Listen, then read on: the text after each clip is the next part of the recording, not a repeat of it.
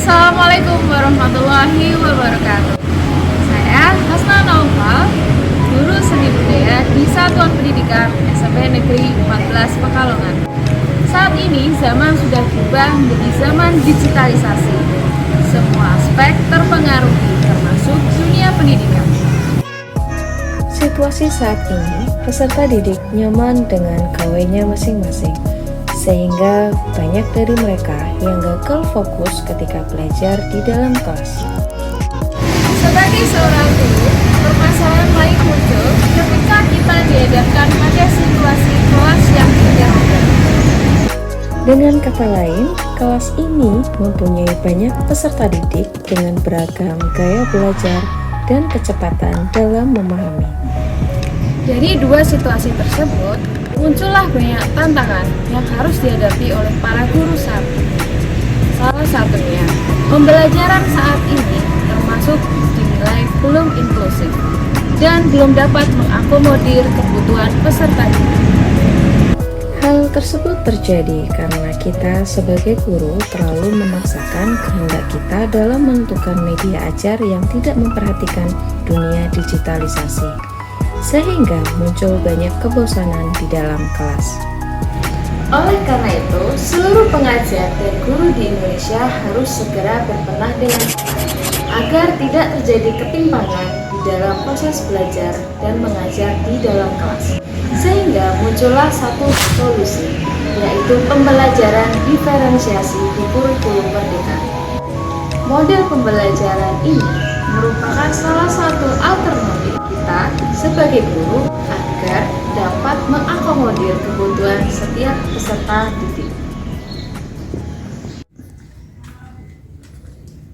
Pada video kali ini, saya akan membagikan bagaimana proses pembelajaran berdiferensiasi pada mata pelajaran seni budaya di SMP Negeri 14 Pekalongan. Materi kali ini adalah gambar ilustrasi.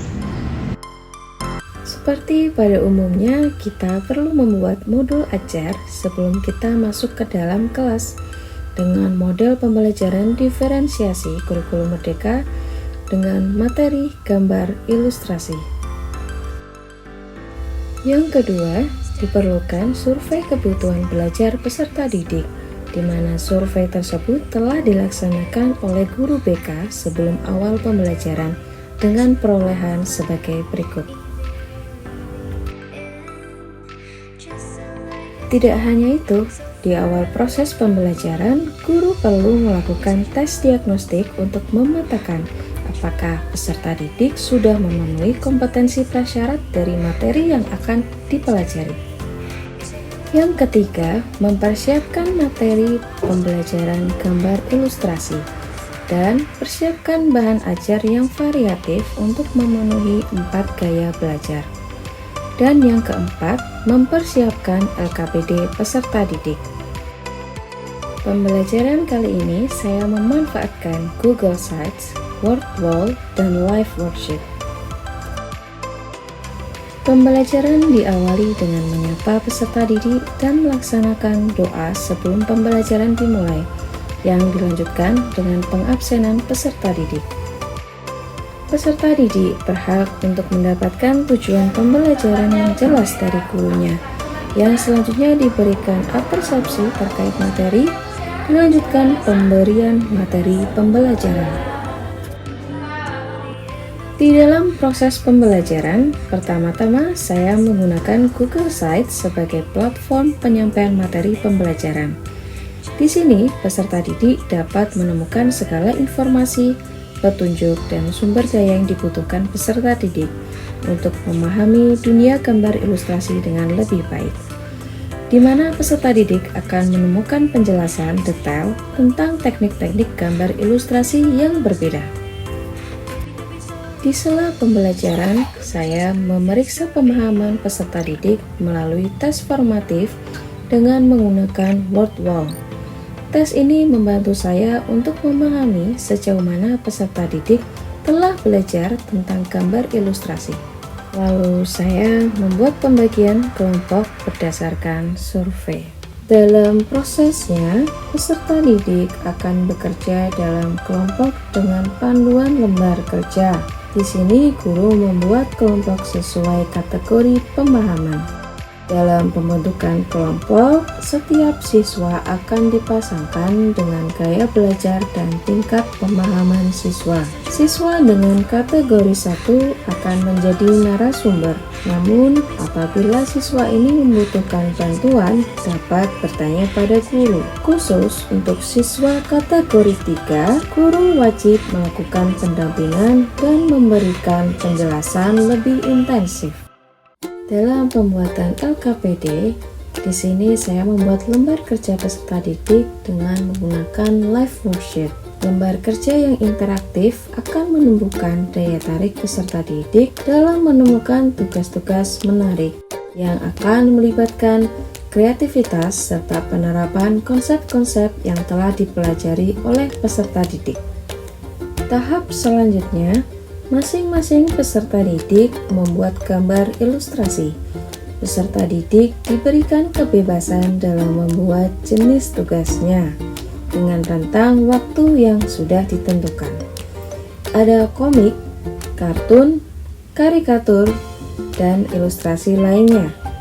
Kemudian, peserta didik diminta mempresentasikan hasil karya mereka di depan kelas.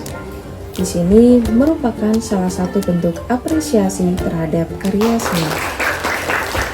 Pada kegiatan penutup, guru dan peserta didik menyimpulkan dan melakukan refleksi pada kegiatan pembelajaran hari ini.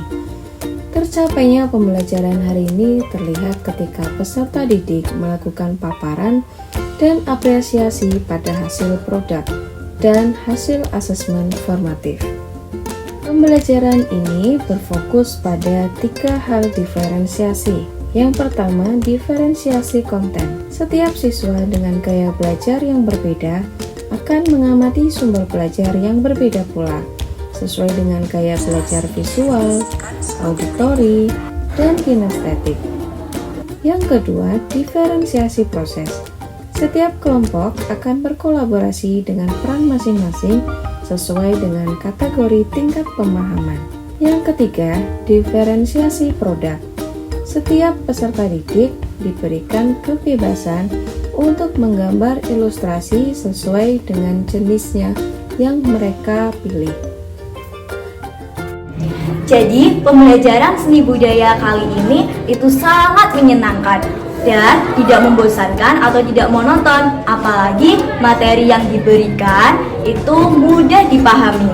Catatan dalam pembelajaran ini, kita harus menanamkan bahwa di pembelajaran abad 21 ini kita perlu membangun kolaborasi melalui berbagai sarana dan fasilitas. Salah satunya fasilitas digital sebagai sumber belajar, sarana belajar, serta dapat mengakses informasi yang akan membantu kita dalam meningkatkan kualitas pembelajaran.